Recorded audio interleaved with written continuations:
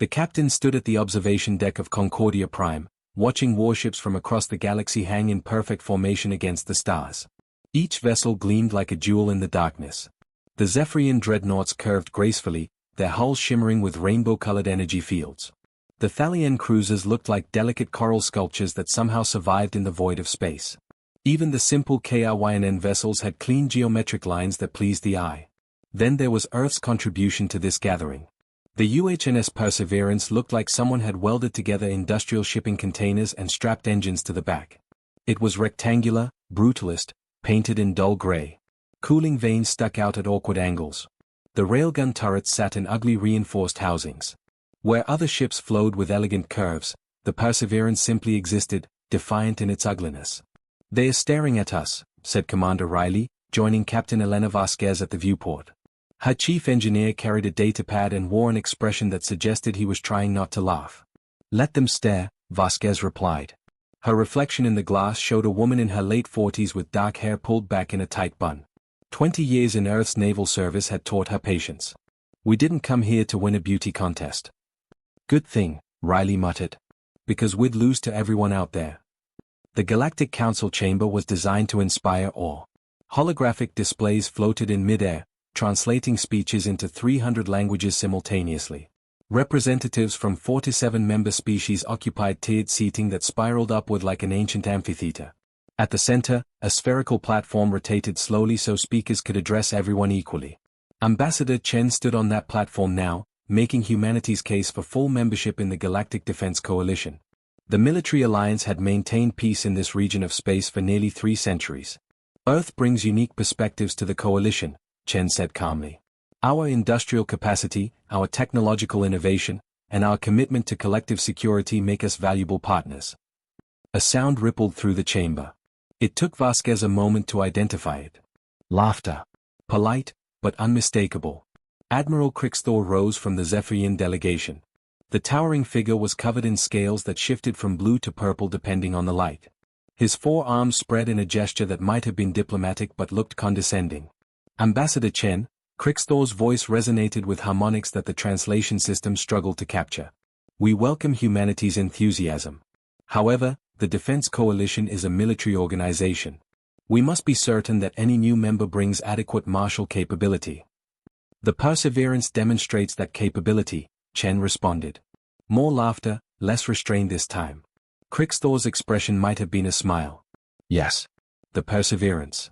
We have all observed your vessel. It is certainly functional." A Thalian representative chittered something that the translator rendered as, "It looks like scrap metal held together by wishful thinking." Open laughter now. Chen's jaw tightened, but he maintained his diplomatic composure. "Our ship may not match your aesthetic standards," the ambassador said carefully. "But it is combat-ready and crewed by trained personnel." Crixthor descended from his seat with fluid movements despite his size. He approached a holographic display and brought up an image of the Perseverance next to his own flagship, the Radiant Destiny. The contrast was almost comical. "Ambassador, our ships represent millennia of martial evolution. They are engineered for optimal energy distribution, shield harmonics, and tactical maneuverability." He gestured at the human vessel. "Your ship looks like a coffin. A flying tomb for the unfortunate souls sealed inside." The chamber erupted. Some species laughed openly. Others made sounds of agreement in their native tongues. The holographic translator struggled to keep up with the noise. "The coffin," someone repeated, and the phrase spread through the assembly like wildfire. Vasquez felt Riley tense beside her in the observation gallery. Her engineer's hands had curled into fists. "Easy," Vasquez murmured. "Captain, are we just going to sit here and take this?" "Yes. Because Ambassador Chen is doing his job, and we're going to do ours." On the floor below, Crixthor was still speaking. "Perhaps in time, humanity will develop vessels worthy of coalition standards. Until then, we cannot grant full military partnership to a species whose primary warship is the Coffin." More laughter. Chen stood alone on the central platform, surrounded by mockery. "Admiral, with respect, our ship has capabilities that may not be immediately apparent," Chen tried again. "I'm sure it does, Ambassador. But this council makes decisions based on observable facts, not potential." Crixthor's tone was almost gentle, which somehow made it worse.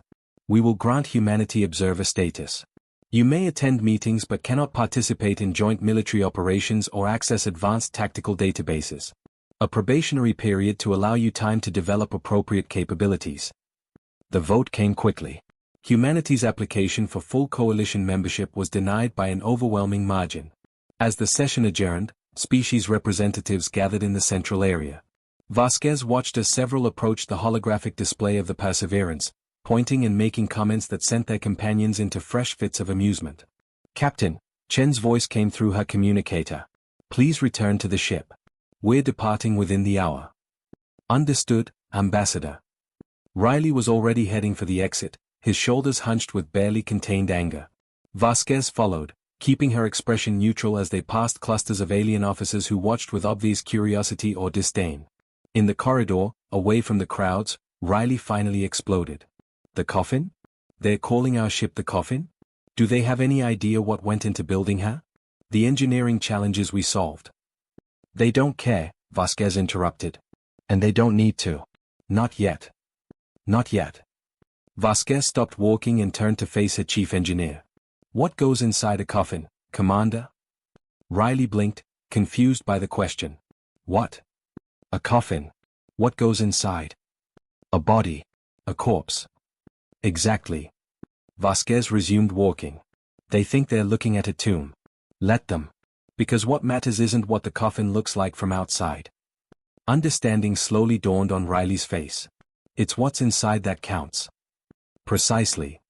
They reached the docking tube connecting Concordia Prime to the Perseverance. Through the transparent section, Vasquez could see her ship in all its ungainly glory. No curves. No elegance. Just armor plating, weapon systems, and enough redundant engineering to survive scenarios that would turn those pretty alien ships into debris. The crew snapped to attention as Vasquez entered the bridge. The space was cramped compared to the soaring architecture of the station, but it was efficient. Every station positioned for optimal crew coordination.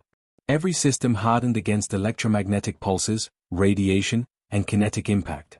"All systems ready, Captain," reported Lieutenant Martinez from Tactical.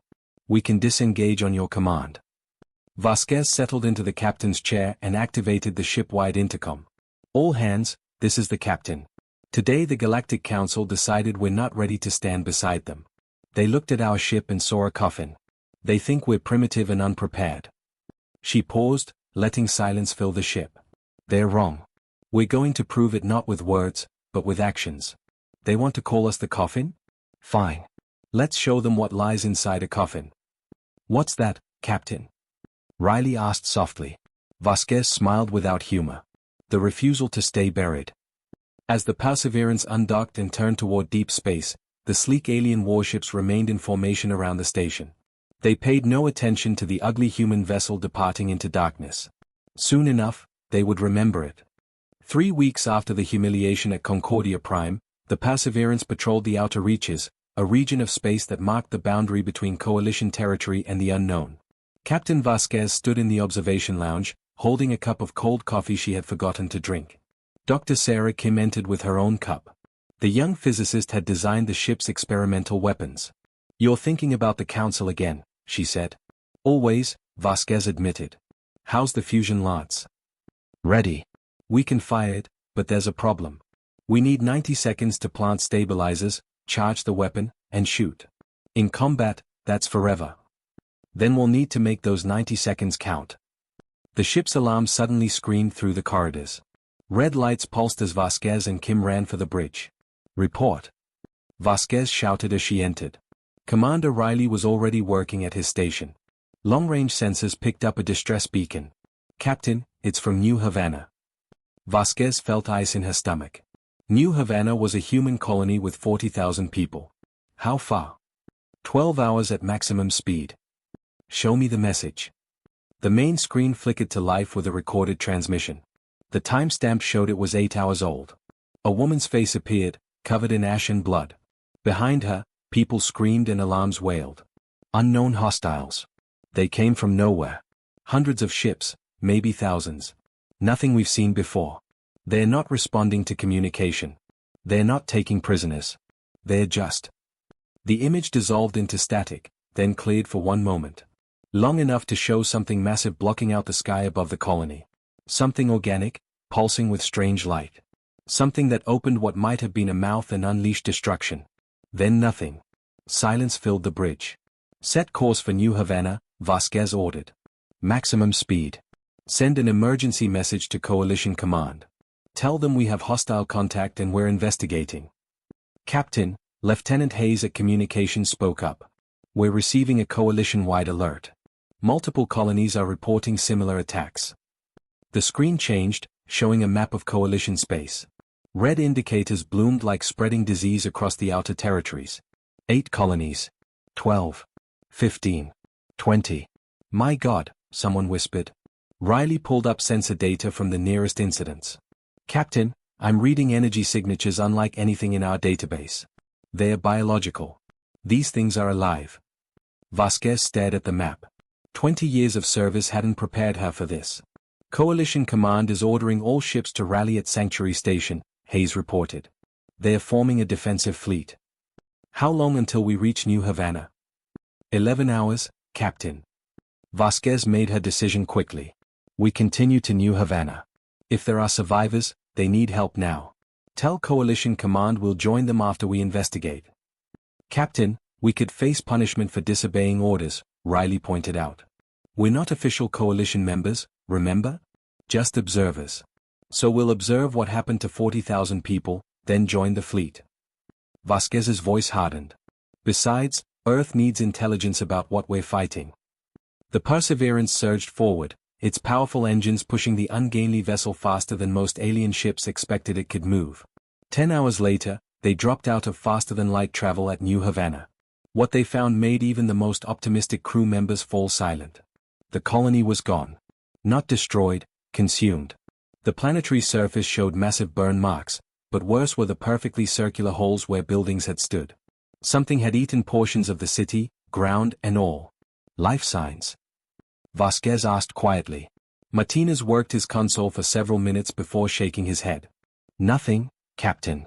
No human readings. No power. The colony is dead. There's debris in orbit, Riley reported. Captain, these are pieces of defense satellites. Something chewed through them like paper. The wreckage tumbling through space was disturbing. The metal wasn't melted or shattered, it looked corroded, dissolved by acid. Biological matter clung to some pieces, still pulsing weakly in the vacuum.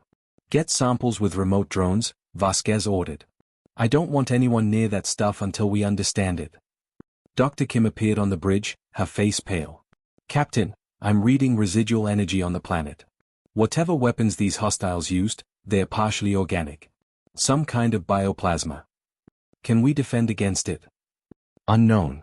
Our defenses are designed for normal energy weapons and physical impacts. This is different.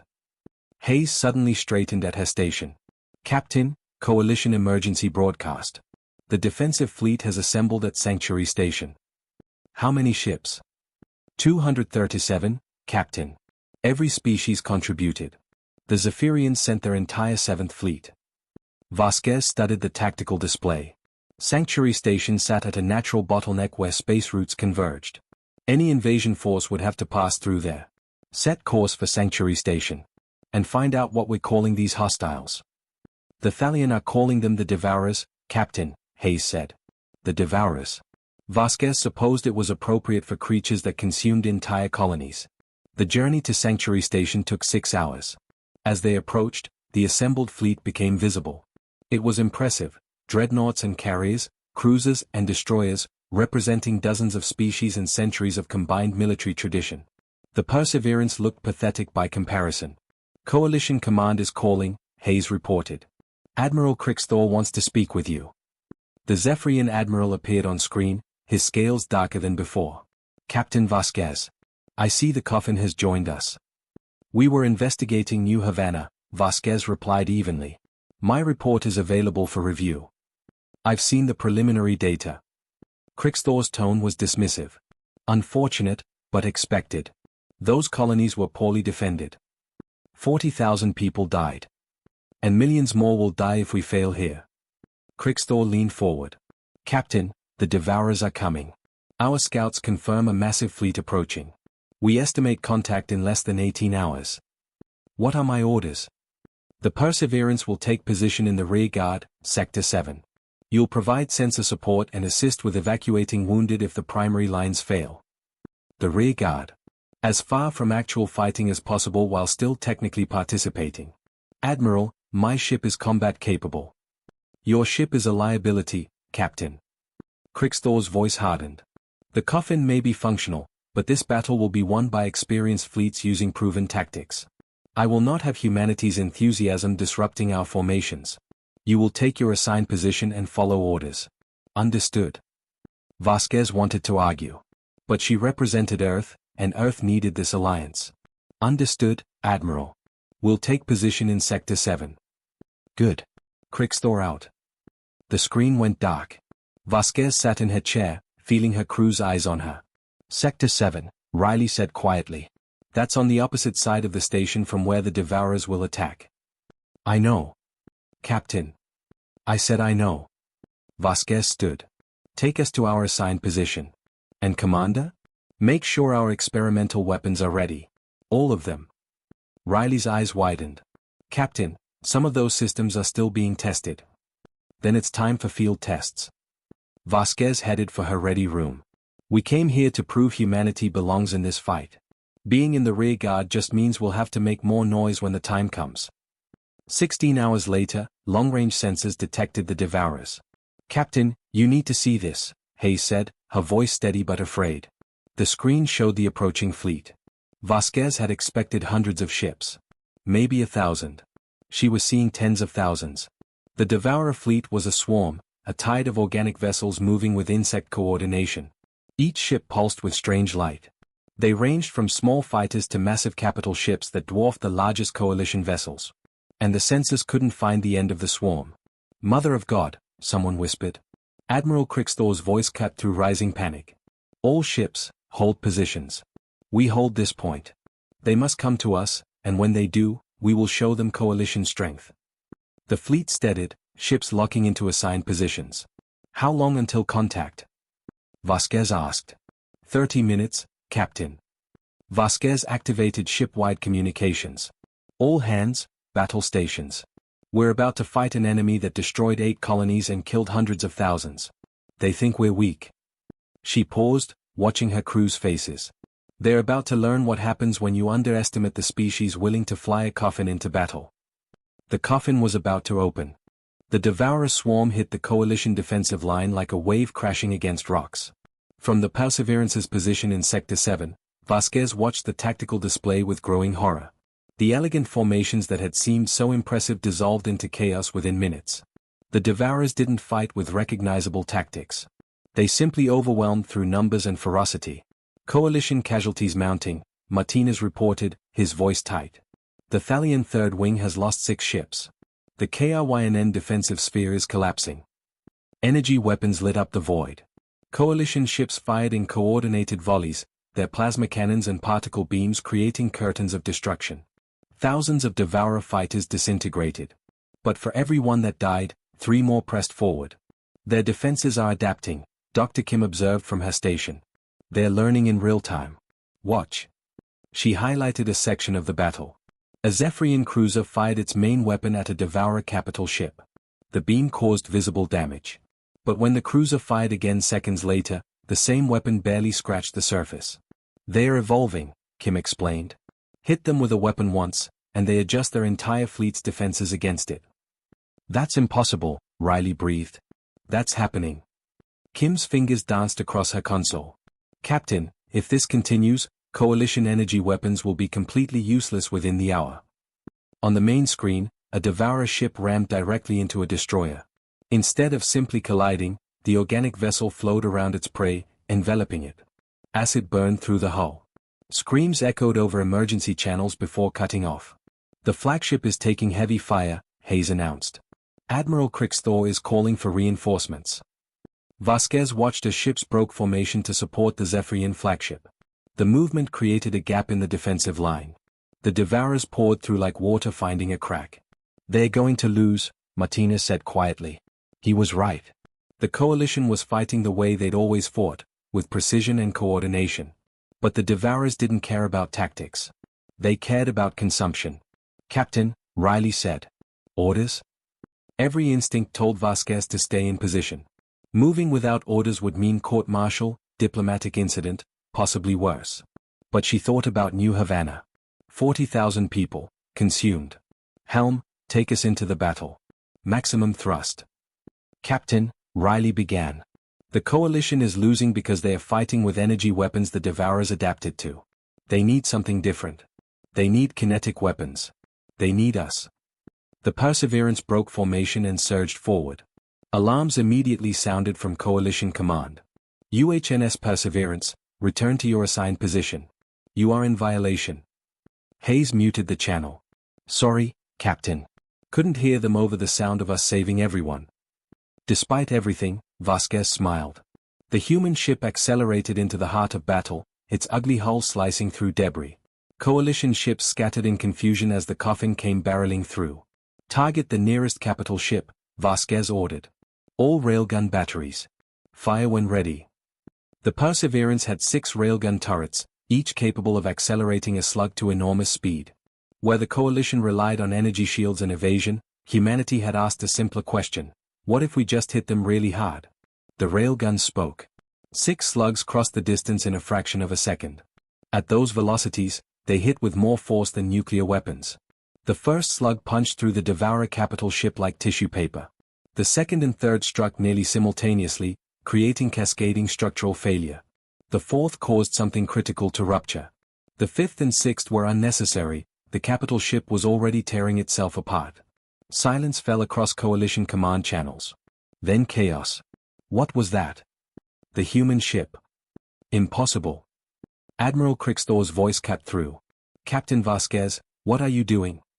Winning, Admiral. Vasquez leaned forward. Martinez, find me the densest concentration of enemy ships. The Perseverance pivoted and fired again. More Devourer ships shattered under kinetic barrage. The organic vessels had evolved defenses against energy weapons, but there was no defense against simple mass and velocity. You couldn't adapt to physics. Captain, the Devourers are shifting, Martinez reported. Multiple ships breaking off. They're coming for us. Good. Let them come. A wave of Devourer fighters swarmed toward the Perseverance. Bioplasma weapons struck the hull, burning away armor. But where those weapons had melted through coalition shields, the Coffin simply endured. Armor holding, Riley reported. Ablative layers functioning. Hull temperature rising but within tolerance. Coalition ships were built for speed, relying on shields to avoid damage. The Perseverance was built like a tank, layers of composite armor, ceramic plating, redundant systems, designed assuming the ship would get hit. Return fire. All point defense cannons. Dozens of smaller railguns opened up, creating a cloud of metal around the ship. Devourer fighters disintegrated by the dozen. Those that got through crashed into armor that refused to yield. Hull breaches on deck 7 and 12. Damage control responding. Casualties minimal, Captain. The armor's holding. A Devourer cruiser made a direct approach, opening its mouth to envelope the human vessel. Not today, Vasquez muttered. Helm, full reverse. Gunnery, target that thing's mouth. Fire everything. The Perseverance backed up while every weapon poured fire into the approaching cruiser. The organic ship staggered, pieces breaking away. It tried to close its mouth, but the kinetic barrage was relentless. The cruiser exploded in biological matter. Captain, Admiral Crickstor is calling. He sounds angry. Put him through. The Zephyrian's face filled the screen, his scales nearly black with rage. Captain Vasquez, you were ordered to hold position. Your actions are jeopardizing. Admiral, with respect, your defensive line was failing before we arrived. The Devourers adapted to energy weapons. You need kinetic solutions. Kinetic weapons are primitive. They lack precision. An explosion rocked the Radiant Destiny. Behind Crickstor, damage control teams fought fires. Admiral, I understand our tactics don't fit your doctrine. But right now, my primitive ship is killing Devourers while your elegant fleet is dying. You can court-martial me later, or you can let me help. Your choice. Crickstor stared at her. Another impact shook his ship. Finally, he spoke. What do you need? Vasquez smiled. Cover fire on my flanks and a clear corridor to that. She highlighted the Devourer command ship, a massive construct at the center of the swarm. That ship is 3 kilometers long and surrounded by thousands of escorts. You'll never reach it. Watch us. Vasquez cut the channel. Dr. Kim, status on the fusion lance. Charged and ready. But Captain, we need to maintain position for 90 seconds. In this battle, that's suicide. Which is why we're going to make them think we're already dead. Riley, I need you to damage our own ship. The engineer blinked. Excuse me? Vent plasma. Shut down external lights. Make us look crippled and drifting. The Devourers are predators, they'll ignore wounded prey. Captain, that's insane. That's humanity. Do it. The Perseverance began venting atmosphere, creating the appearance of catastrophic damage. External lights died. The ship's engines cut to minimum, leaving them apparently drifting. Coalition ships nearby watched in horror. Poor bastards, someone said over an open channel. The Coffin took too much damage. Inside the dead ship, Vasquez watched the display. The Devourers turned attention to active threats. The Perseverance drifted closer to the command ship, ignored among debris. Range to target. Vasquez asked quietly. 20,000 kilometers. 15,000. A Devourer scout passed within 100 meters, scanning them briefly before moving on. Just another piece of wreckage. 10,000 kilometers. Close enough. All stop. Deploy stabilizers. Charge the fusion lance. The Perseverance blazed to life. Lights illuminated. Engines roared. Four massive pylons extended and locked into position. The Devourers realized their mistake. Thousands of ships turned toward the human vessel, but they were seconds too far. 90 seconds, Captain, Dr. Kim announced. Lance charging. 60%. 70. Devourer fighters swarmed in. Point defense created walls of metal, but some got through. Bioplasma burned into hull. Explosions rocked the ship. Hull breaches on multiple decks. Casualties in engineering. 80%. 85. A cruiser rammed them directly. The ship shuddered. Alarm screamed. Hold position. 95%. The cruiser's acid began eating through armor. Crew compartments vented to space. 100%. Captain, if we don't fire. Fire. The fusion lance emerged, something like a captured star. For 3 seconds, the weapon contained a reaction that reached stellar temperatures, then released it. The lance fired. A column of incandescent plasma crossed 20,000 kilometers instantly. It struck the command ship and vaporized a channel through the entire 3-kilometer vessel. But it didn't stop. Behind the command ship, 3 more capital ships sat in formation. The beam struck them too. 4 capital ships died in 4 seconds. The effect was immediate. Without coordination, Devourer vessels began operating independently. Their tactics dissolved. Ships collided. Formations fell apart. All coalition ships pressed the attack. Krixthor's voice rang out. The enemy is broken. The tide turned. The coalition fleet spent 3 days regrouping at Sanctuary Station. Damaged ships underwent repairs while exhausted crews rested. Engineers analyzed Devourer remains, trying to understand what they had fought. What they learned was disturbing. Dr. Kim briefed the senior officers in the Perseverance's conference room. Admiral Krixthor and several coalition commanders attended. The Coffin was no longer relegated to the rear guard. They are not ships, Kim explained, showing holographic images of Devourer tissue. They're living organisms. Purpose-bred for space combat. They communicate instantly, share information, and adapt to threats in real time. And the command ship? Krixthor asked. Like a queen in a hive. It coordinates the swarm. Destroy it, and they lose organization. Kim highlighted cellular structures. But here's the problem. These creatures can reproduce. Each capital ship carries genetic material to create more fighters. Given enough food, say, entire colonies, they could expand forever. Silence filled the room. So we're not fighting a fleet, Commander Riley said. We're fighting an ecosystem. An ecosystem evolved to consume civilizations, Kim confirmed. And scouts report the main swarm is approaching. Over 300,000 ships. Even Krixthor looked shaken. Impossible. No civilization could field such numbers. They don't need civilization, Vasquez said quietly. Just food. And we're on the menu. The coalition fleet had grown to nearly 400 ships, but 400 against 300,000 was hopeless mathematics. Unless they changed the equation. We can't fight them ship to ship, Vasquez argued during strategy sessions. We'll lose. But the Devourers have a weakness. Their hive structure. Cut off the head, and the body dies. We tried that, a Thalian admiral pointed out. Your fusion lance destroyed one command ship. Intelligence suggests the main swarm has dozens. Then we destroy dozens. Vasquez pulled up tactical simulations. The coalition fleet splits into strike groups. Each targets a command ship. We hit simultaneously, cause maximum disruption. That violates defensive warfare principles, Krixthor objected. By dividing forces, we lose concentration and support. We'd be surrounded. Yes. But we'd be among them, where their numbers advantage is reduced, where kinetic weapons can't miss. She met his eyes. Admiral, you've seen what happens when we fight the Devourers their way.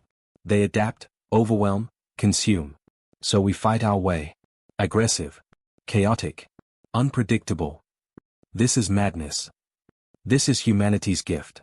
We're very good at madness. After hours of debate, Krixthor decided.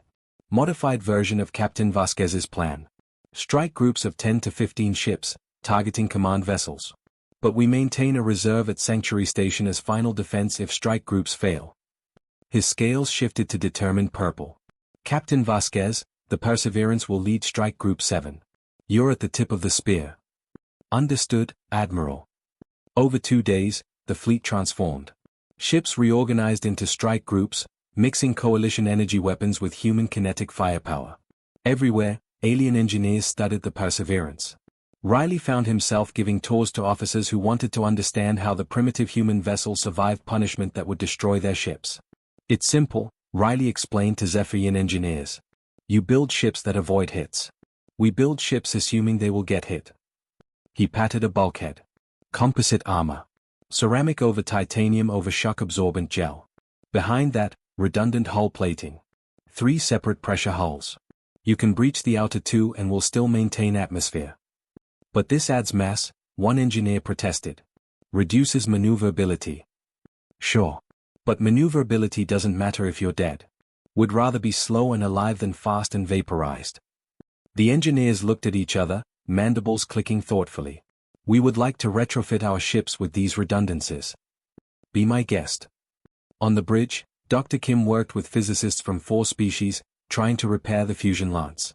The firing chamber is cracked, she explained. When we fire, we contain temperatures that melt any conventional material. Magnetic fields must be perfect or everything tears apart. Can it be fixed? Vasquez asked. Fixed? No. Not without a full shipyard.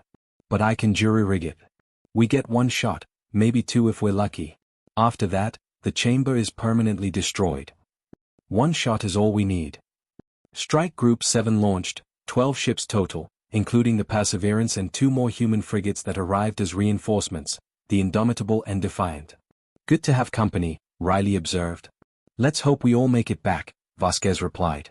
The Devourer swarm was visible now even without sensors, a dark cloud blotting out stars.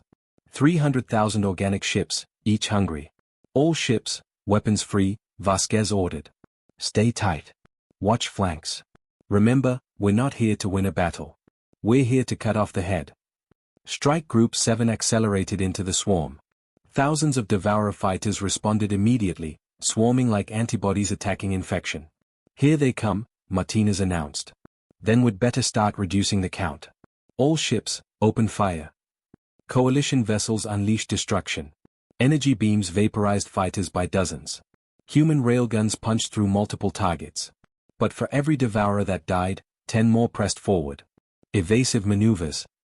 Vasquez barked as bioplasma converged on them. The ship rolled. Most shots missed. Those that hit splashed against armor designed to endure. A Devourer cruiser loomed ahead, more opening. The Perseverance didn't dodge, it rammed directly through, bursting out the other side and leaving the wounded Devourer behind. Forward armor compromised. Hull breaches on decks 3 and 4. Sealing now. Behind them, Zephyrian cruisers performed deadly dances, cutting through swarms. But one cruiser's shields died, and bioplasma immediately began eating its hull. This is Radiant Dawn. We're venting atmosphere. Engines failing. We can't. The Indomitable suddenly appeared alongside, its hull already scarred. We've got you, Dawn. Get crew to escape pods. We'll cover evacuation. The human frigate positioned itself between the Zephyrian and the swarm, weapons blazing. Railguns, missiles, cannons, everything firing at maximum rate. Pods away, Radiant Dawn reported. Indomitable, get out of there. Negative. Our engines took a hit. We're not going anywhere. Commander Sarah Chen sounded almost cheerful. But we can still shoot. Tell them Indomitable died shooting. The frigate disappeared under waves of Devourers, still firing until the end. Damn it, Vasquez whispered. She activated fleet communications. All ships, this is Perseverance. Indomitable just bought us time. We don't waste that. We press forward.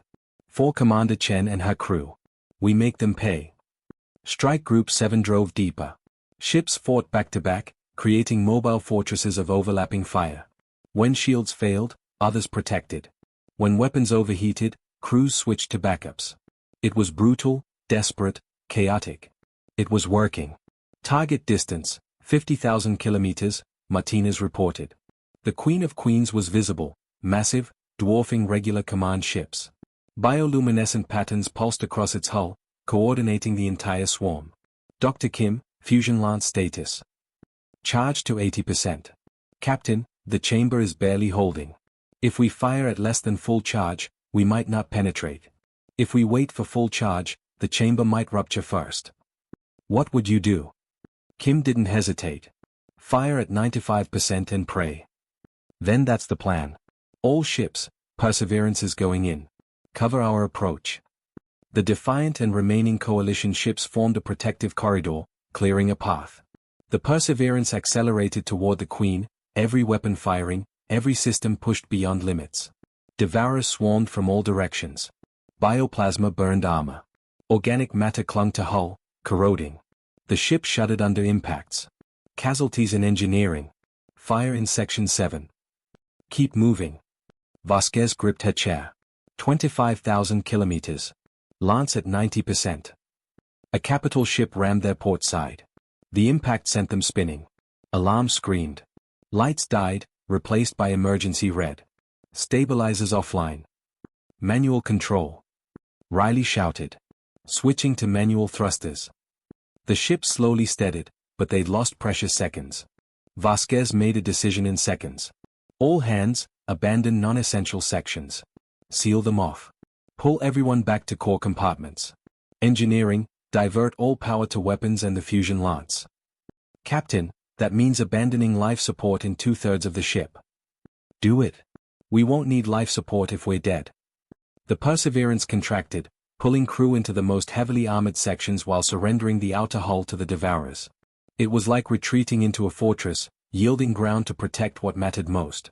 15,000 kilometers. Lance charge at 94%. The Queen of Queens had noticed them. Thousands of fighters converged, creating a living wall between the human ship and their target. Behind that wall, the massive organism pulsed with malevolent intelligence. We're not getting through that, Martinez said. Yes, we are. Vasquez opened a channel to the Defiant. Captain Morrison, I need a favor. Name it, Perseverance. Ram that wall for us. Clear us a path. Silence for a moment. Then, understood. It's been an honor, Captain Vasquez. Tell them Earth doesn't run. The Defiant broke formation and accelerated to maximum speed. The frigate hit the wall of Devourer fighters like a meteor, its momentum carrying it deep into the swarm. Explosions rippled along its hull as it sacrificed itself, creating a temporary gap. Go. Go. Morrison's voice cut off in static. The Perseverance shot through the gap, emerging with clear space between them and the Queen of Queens. 10,000 kilometers. Lance at 95%. Captain, it's now or never. Deploy stabilizers. All stop. Charge to 100%. Captain, the chamber won't. I know what the chamber won't do. Charge to 100%. The Perseverance shuddered to a halt, stabilizer pylons extending. Around them, Devourers closed in from every direction. 96%. 97. Bioplasma struck from multiple angles. Armor melted. Hull plating buckled. The bridge filled with smoke as fires broke out. 98. 99. Captain, the chamber is failing. Temperature critical. If we don't fire right now. The Queen of Queens opened its maw, revealing an interior filled with bioluminescent organs. It was preparing its own devastating weapon. 100%. Lance fully charged. Firing. The ventral hull split open. For the second time, humanity's captured star emerged. The fusion lance fired at point-blank range. The beam struck the Queen directly in its open maw, penetrating deep into internal structure. For a fraction of a second, the massive organism froze, unable to process what was happening. Then it began to die. The lance burned through the Queen's central nervous system, through coordination organs, through biological computers controlling 300,000 ships. The beam emerged from the other side, continuing another 10 kilometers before dissipating. The Queen of Queens shuddered. Its bioluminescent patterns flickered erratically. Then, slowly, it began tearing itself apart from inside. Lance chamber has ruptured, Dr. Kim reported calmly. We're venting plasma. Magnetic containment failing. Captain, we need to seal the firing chamber. Cut it loose if you have to. Just keep it from taking the rest of the ship. Throughout the Devourer swarm, the effect was immediate and catastrophic. Without the Queen coordinating them, other command ships began issuing contradictory orders. Fighters collided with capital ships. Formations dissolved. The swarm that had moved with terrifying unity suddenly became 300,000 individuals, each acting on instinct.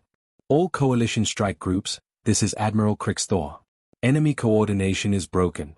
Press attacks. Destroy remaining command ships.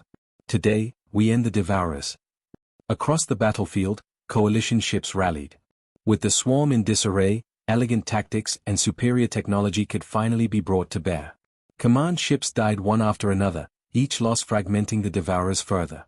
On the Perseverance, damage control teams fought desperately to save their ship. The fusion lance chamber had been jettisoned before its containment could fail completely. But the damage was severe. The ship was crippled, life support failing, engines barely functional. Captain, we need to evacuate, Riley said quietly. The ship is dying. Vasquez looked around her ruined bridge. Smoke hung in the air. Half the consoles were dark. Her crew was battered, exhausted, many wounded.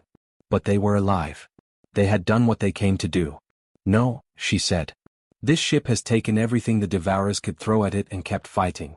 We're not abandoning her now. If the Perseverance can limp back to Sanctuary Station, we're taking her home. Captain, the structural damage is severe. The ship might not survive the journey. Then we'd better be gentle with her.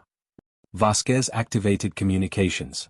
All coalition vessels, this is Captain Vasquez. The Perseverance is combat ineffective but stable. We're requesting assistance for the trip back. Perseverance, this is Radiant Destiny, Krixthor's voice responded immediately. We're on our way. Stand by for tow. As the Zephyrian flagship approached with tractor beams extending, Vasquez watched the remaining Devourers scatter through the viewscreen. The swarm was broken. Individual ships fled into deep space, pursued by coalition forces. The battle wasn't over, but the outcome was certain. Captain, Martinez said softly. We lost the Indomitable and Defiant. Combined casualties across Strike Group 7 are significant. Vasquez closed her eyes. 2 ships. Hundreds of crew. Get me their final casualty lists. I want to know every name. Yes, Captain. The Radiant Destiny took the Perseverance in tow, gently pulling the crippled human ship away from the battlefield. Around them, the Coalition fleet began securing the area, recovering survivors, cataloging the dead. Riley stood beside Vasquez's chair. We did it, Captain. We stopped them. Yes. Vasquez opened her eyes, looking at her ship status displays. So much red. So much damage. But the core systems, the heart of the vessel, still beat. We did. And the Perseverance survived to tell about it. Do you think they'll still call us the Coffin? Vasquez smiled, tired but genuine. Probably. But now they'll know what that means. Not a tomb. A refusal to die. The Coalition fleet limped back to Sanctuary Station over the following days. The Perseverance arrived to a site that would have seemed impossible weeks ago, alien crews lining observation decks, watching the battered human ship pass, broadcasting messages of respect.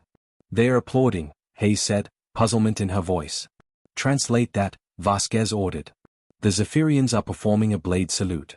One of their highest military honors. The Thalian are broadcasting harmonic frequencies indicating profound respect. The KRYNN are asking permission to send engineering teams to help with repairs. Vasquez looked around her ruined bridge. The view screen was cracked. Half the stations ran on emergency power. Somewhere in the ship's depths, fires still burned. And yet they had survived. "Grant permission," she said. "Tell them we welcome their assistance." 3 weeks after the battle, the coalition leadership convened an emergency council session. This time, Captain Vasquez was invited not as an observer, but as a full participant. Admiral Crixthor stood on the central platform, his scales a sober purple. The Devourer threat is not eliminated. Scattered remnants fled into deep space. Some entered hibernation. Others are attempting to regroup. But their command structure is shattered. They will not threaten coalition space again for generations, if ever. Murmurs of relief filled the chamber. This victory came at great cost, Crixthor continued. But we learned something valuable. Our strength lies not in uniformity, but in diversity. Each species brings unique capabilities. He gestured toward Vasquez. "Captain Vasquez, please join me." Vasquez descended to the central platform, aware of hundreds of alien eyes watching. "Humanity applied for coalition membership and was denied," Crixthor said. "We deemed your species unprepared, your technology insufficient, your ship a coffin. I personally led the mockery." He paused. "I was wrong." His voice carried throughout the chamber. "The coffin proved stronger than our most advanced dreadnoughts. Human tactics, which we dismissed as primitive, proved devastatingly effective. Your refusal to yield, your adaptability, your willingness to sacrifice, these are precisely what the coalition needs." He turned to face the assembled delegations. "I move that humanity be granted immediate full membership in the Galactic Defense Coalition, with all rights and responsibilities. Furthermore, I propose human engineering principles be integrated into coalition ship design, human tactical doctrine be taught at our military academies, and Earth be granted a permanent seat on the Security Council." The chamber erupted into discussion. The debate lasted 2 hours. In the end, the vote wasn't close. Humanity was accepted with near unanimity. "Congratulations, Captain Vasquez," Crixthor said. "Welcome to the coalition. Officially, this time." "Thank you, Admiral. Earth is honored." 6 months later, Vasquez stood on the bridge of her new flagship.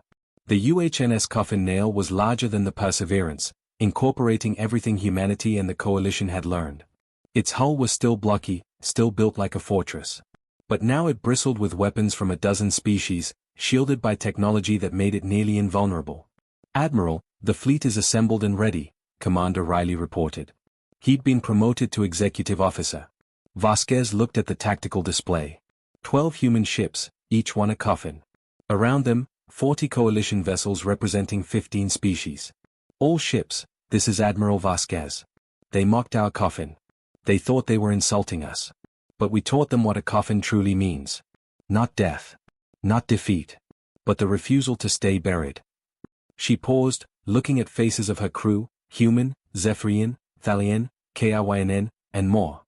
"This fleet is proof that together, we are stronger than any threat. So let's show the galaxy what we've built." The fleet departed as one. Behind them, Sanctuary Station gleamed. Ahead, infinite possibilities awaited. They had mocked the coffin. They had learned to respect what lay inside. And the galaxy was safer for it.